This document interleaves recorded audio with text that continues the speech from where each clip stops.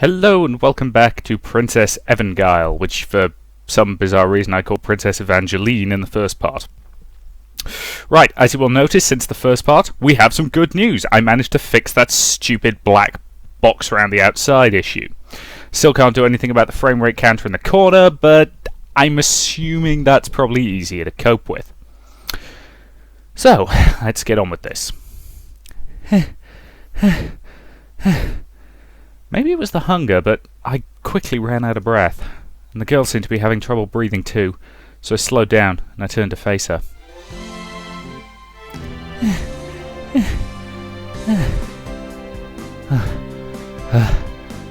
There were so many things I wanted to ask her, but well, right now both of us needed to catch our breath. Oh, phew. Oh, my body wasn't ready to move so much. Oh, my head is spinning. Normally it wouldn't be so bad. Gym was actually one of my best subjects. Phew. She took a deep breath and then turned to face me. Thank you. You saved me. Huh? The moment I saw her straight on for the first time, it was like something snapped inside my brain. Oh, I'm sorry. Huh? She seemed to mistake my surprise for something else. She released my hand and her face flushed. That's right, we've been holding hands all this time. I felt my face grow hot. Well, first time I'd ever held hands with a girl. Besides, well, she's really beautiful. I'd never seen anyone so beautiful, not even on TV. She averted her eyes as she blushed and withdrew her handkerchief from her pocket. I'm so sweaty. I couldn't take my eyes off her as she wiped the sweat from her brow. Even that was beautiful. Do you want to use it? Oh, she got the wrong idea again. Regardless, I found my hand moving to take it. Are you sure? About what? Well, I hadn't even taken a bath for the night. I tried to remain calm as I took the pleasant-smelling handkerchief and lightly wiped the sweat from my face. You surprised me earlier. What do you practice, if I may ask? What do I what? Martial arts. Well, you dodged a strike, didn't you? Oh, nothing in particular. I just got lucky. I see. Those people are specially trained. You must have excellent reflexes. Huh? From the sound of it, she was very familiar with those people. I asked her about that point and, well, she responded with a vague affirmation. Well, I suppose you could say I'm familiar with them. Rather than pushing the matter any further, I fell silent and quickly offered the handkerchief back to her. Thank you. With the handkerchief returned, we'd run out of things to talk about. But what was that strange feeling that I'd had earlier? That strange sensation I felt when I got a clear look at her face for the first time. It was like a momentary ripple on the still water of my mind, and it disappeared without a trace. The feeling had definitely been real. Is it just because she's so beautiful? No way. It bothered me, but I wasn't like asking her would do us any good. She'd probably think it was a pickup line. Well, I should be going. I started to turn away when a strange noise rumbled from the pit of my stomach. What? I could feel my ears burning in embarrassment. A laugh didn't seem malicious, and I actually welcomed it. I felt revived and turned back with a wry smile on my lips. I'm on a bit of a diet right now. A diet? I didn't know men went on diets. Seriously? I know a bunch of friends of mine who are on diets, who are male. Personally, I think they're crazy, but, you know. I think anyone who denies themselves pleasant food is a bit crazy. 'Cause I'm sorry, I have a very French attitude to food. One should live to eat, not eat to live. Probably sounds better in the original French. Oh, well, I think they do. I mean, fat people and such. I see. Obesity plagues us regardless of sex after all, but you... She took a moment to inspect me from head to toe. You don't look like someone who needs to diet. Yeah, it's true. Besides, your stomach's been growling this whole time. You mustn't starve yourself like that. Right. I know. She smiled suddenly, as if she'd come up with a good idea. I haven't had dinner yet either. Why don't you join me? What? There's something I'd like to speak with you about as well. Would you mind? Is she trying to pick me up? No, that couldn't be it. She didn't seem the type to pick up random men. Well, the reverse was surely common. Come on, let's go. The girl began walking promptly. I spoke up self-consciously, and the girl turned back, an anxious expression on her face. You don't want to? Did you have other plans? No, it isn't that. I don't have any money. What was that? I'd spoken so softly that she didn't hear me. And I spoke again, louder this time. I just don't have any money. I mean, I haven't got paid for my job yet. Oh, I see. She gave me the same easy smile as before. I'll pay, of course. It's the least I can do. Are you sure? I mean, really? Yes. I planned to do so even before you said that, after all.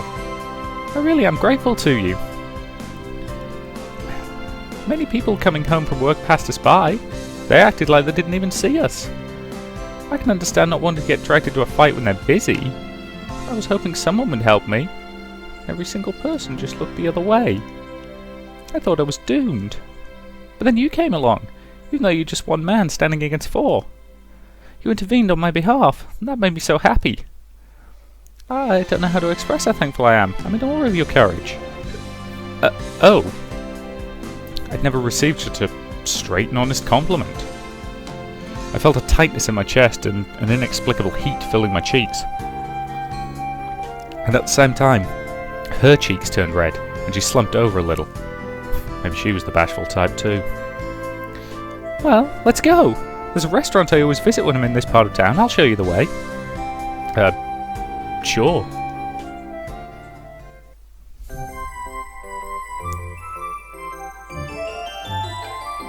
So yes, I have no idea why I called it Princess Evangeline in the first part. I am apparently a moron.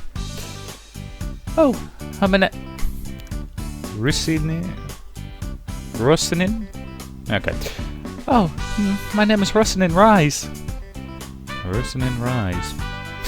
As we went about our introductions, I was hoping she would say something that would trigger a memory, but nothing came.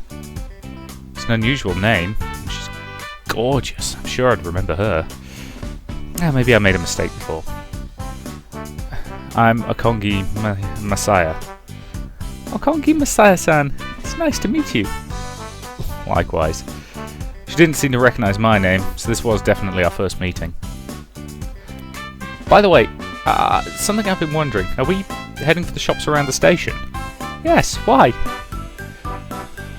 Russian-san, are you sure those people won't come after you? I mean, they must be searching for you by now. Well, first off, if you'd like, you can call me Rise. In exchange, I hope I can call you Messiah-san. Right. I'd only known one girl who let me address her by a given name.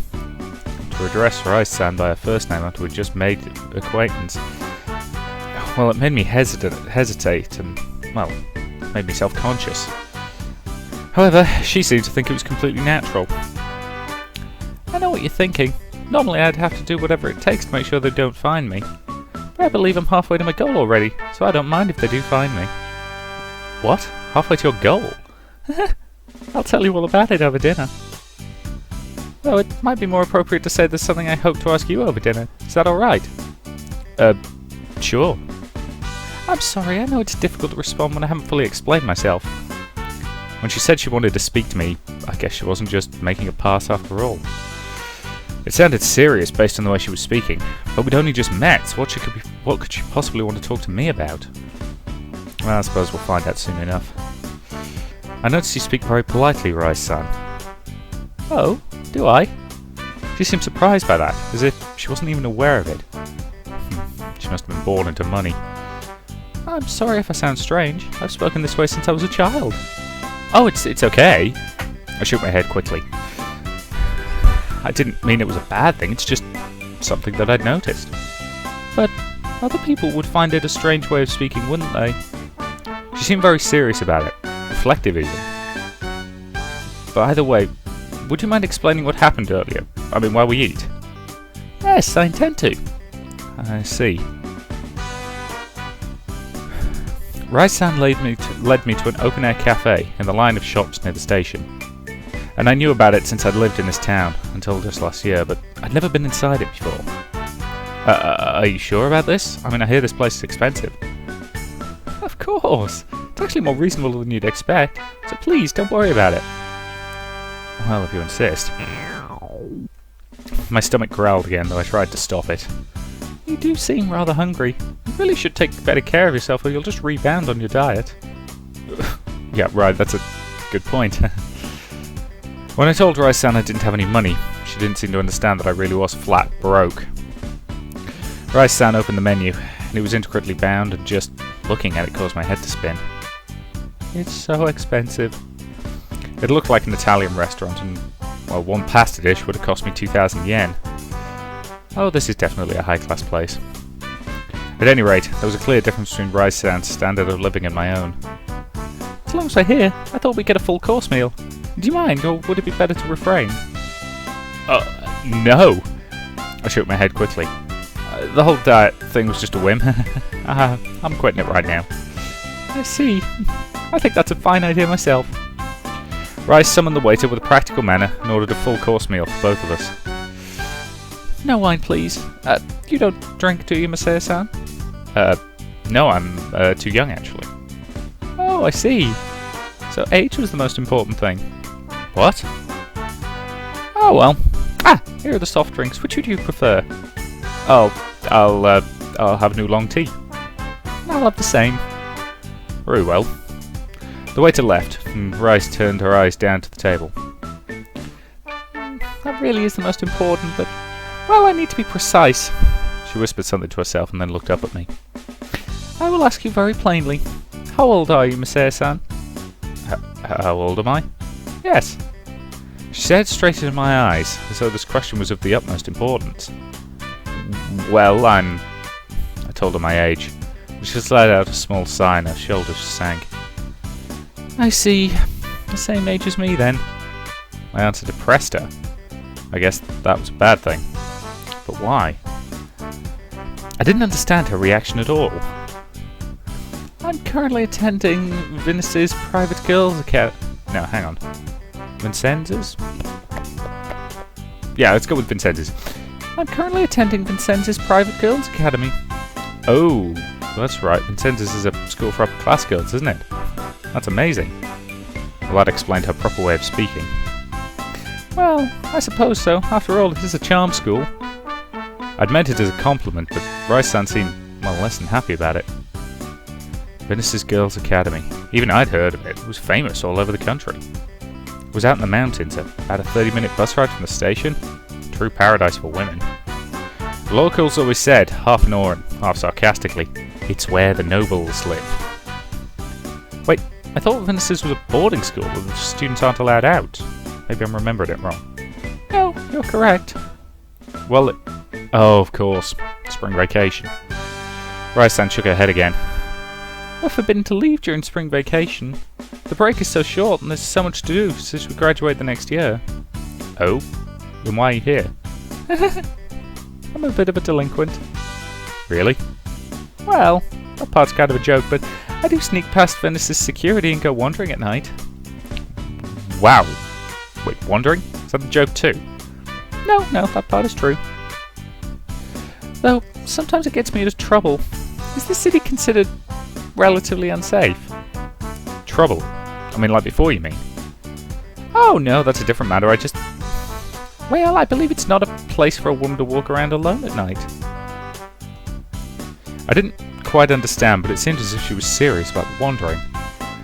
I wanted to ask her, what are you wandering around for, but she spoke up before I could. But Masaya-san, if I may, what school do you attend? Oh, I stammered for a moment. But I finally told her the name of the school that I'd planned on attending. Though in reality, before I started going there, I still had to cancel my original transfer. I know this may seem like a strange question. Yeah? Masaya-san, you are attending that school officially, aren't you? Huh? I struggled to keep my voice down. How did she know? Do I really look like a homeless person after all? I took a subtle whiff inside my shirt. Well, I got pretty stinky after all. You are, aren't you? When I didn't answer immediately, she asked again. Someone of good character who could start a new school this year. Someone like that just wouldn't fall into our laps so easily. Wait, what are you talking about? Oh, I'm sorry. A self-conscious smile appeared on her lips. I keep mumbling to myself. There's a reason why I asked you to accompany me, so I will explain. Sure. Even setting the matter of people chasing her aside, Rai-san's manners just raised so many questions. I was hoping her explanation would answer some of those questions. But first... She looked off in another direction and then smiled brightly. It looks as if the hors d'oeuvres has arrived. Why don't we eat? Whoa, there they are. The conversation was suddenly a distant blur as I filled up my stomach for the first time in ages. I wasn't sure when I might get a decent meal again, so I wanted to replenish myself as much as I could here. Well, sorry for the wait. This is scallop and botan shrimp carpaccio? Carpaccio. Oh, screw it. You may have noticed I'm as bad at pronouncing Italian words as I am at pronouncing Japanese words. This is a common theme. I'm English. Our attitude to language is provided we talk loudly and clearly enough, everyone speaks English. So we don't bother learning other people's languages. If you're from another country, I apologise for that joke. But let's face it, historically speaking, that was pretty much the way we operated. Whoa. The waiter couldn't leave soon enough, so I took up my fork and started to eat. You really should eat slower. I'm afraid you might choke. Oh, it's so good. Are you crying?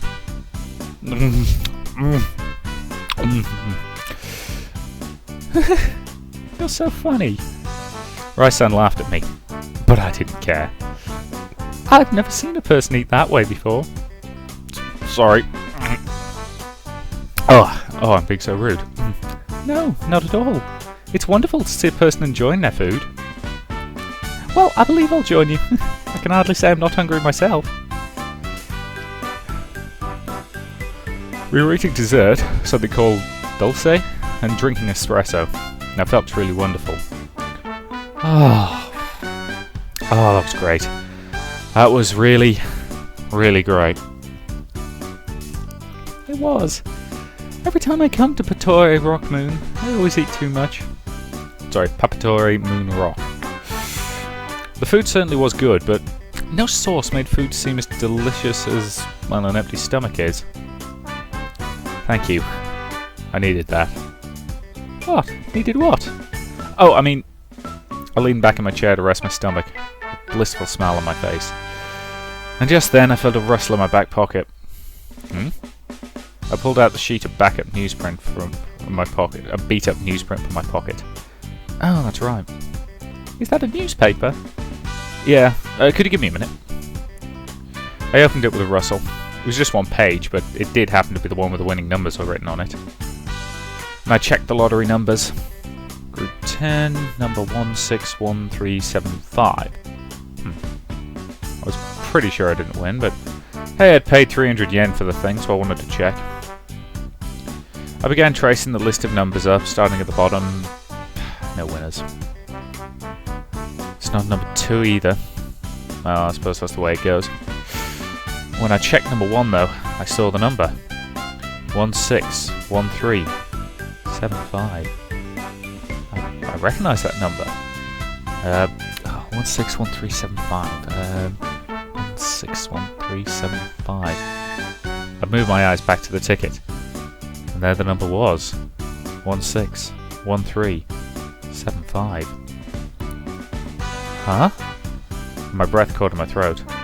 Wait, no, this has got to be some kind of mistake. I checked it again, and it was the number 1 on the newspaper list. I read it aloud in my head. 161375. What? What is it? Wait. I tried to remain calm. It wasn't all about the number, there was also the group ID. Because group 10. These are the numbers for group 10. Group 10. Group on my ticket was 10. What? That's right. What was the date? It would be rather devastating if this turned out to be last year's paper. My hands trembled, causing the newspaper to rustle as I unfolded it and peered at the date. Today's March 31st, 2011. I checked the newspaper's date. It was definitely today. Whoa. I should have felt happy, but it's like something had shorted out of my brain and I just let out a soft moan. What's going on? Masaya-san, you've gone pale. Was it something in the food? Rise-san... Okay, give me a minute, please. Yes? Here. I handed her the worn-out lottery ticket and the newspaper. Could you compare these for me? I think I might be dreaming. A lottery ticket. Terrified of her reaction, I tilted my head downwards and shut my eyes tightly. My! This is amazing! This is a winning lottery ticket! Wow! Sorry, I'm gonna have to go cash this in real quick. Be right back. At this time of night?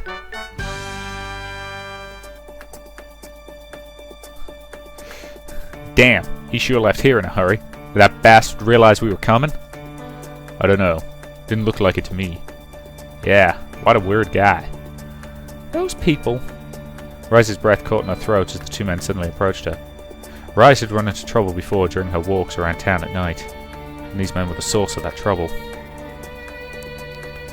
Hey, lady! Still slumming in the lower world after what happened last time? You're gutsier than you look. She struggled to keep from shaking. She wasn't going to let these men see her sweat. Besides, couldn't do anything with so many people around. You're rather gutsy yourselves. Kidnapping's a serious crime. The police will catch you. You weren't even kidnapped. How would you know? That's right. The two of them tried to kidnap Rise. She thought wearing a uniform would help her in her scouting endeavours, but it also made her the perfect target. At the time, the man had said, "Hey, that's Vinaceri's uniform, innit? You must be loaded, right? You can make some real money on ransom." She clawed at his face as hard as she could and then ran away at top speed. Despite that, Rise had continued to wear her conspicuous uniform. Maybe she really was gutsy that way. You really scratched the hell out of me back then. How could you do that to a handsome face like this? Rise refused to acknowledge his words. What business do you have here exactly? You can't do anything in front of all these people. Yeah, the business we've got in with you is with that kid. Are you referring to Masaya-san? Yeah. What business could Masaya-san possibly have with people like you? And the henchman slammed his fist down on the table, causing the other restaurant patrons to jump in surprise. The waiter rushed towards them. Excuse me, sir.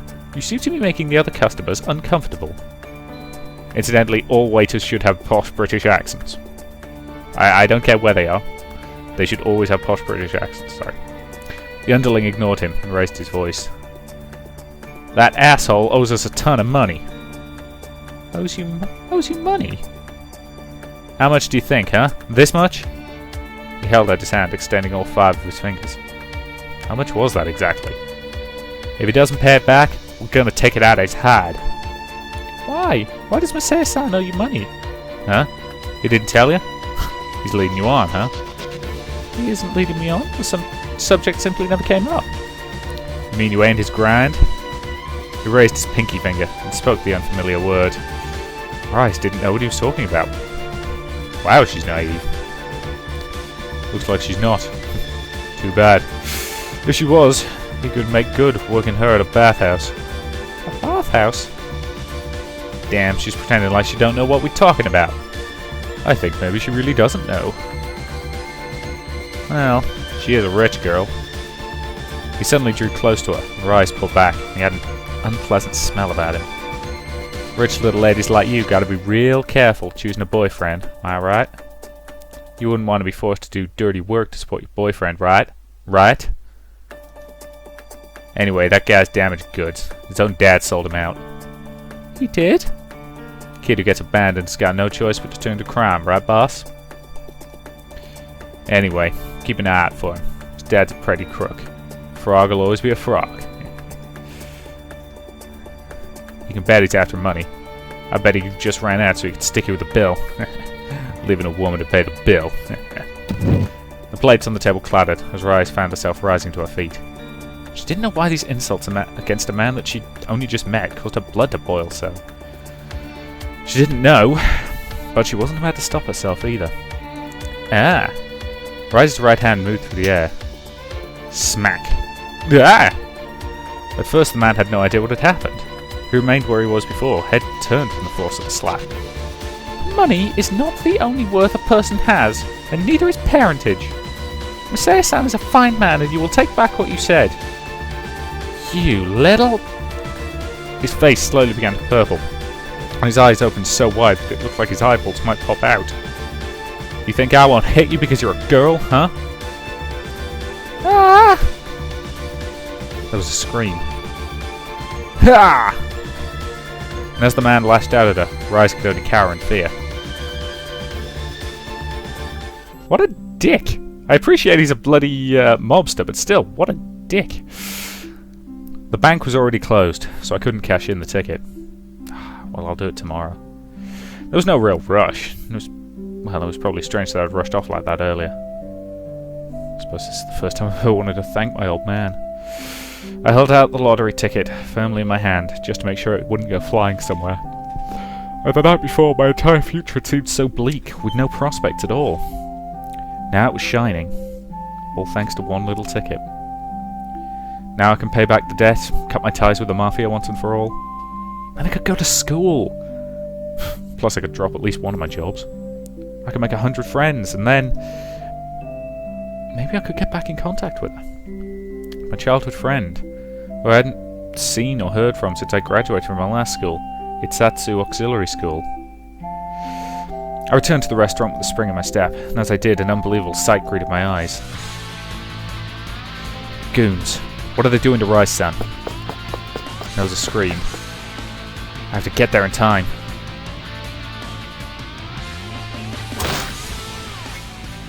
There was a sound of bone cracking, and I'm about to feel pain like none I've ever felt before. I wonder if I can take it. That's what Rise was thinking. But then... Huh? There was no pain at all. Hesitantly, Rise opened her eyes. It wasn't one of those filthy Mafia men standing in front of her.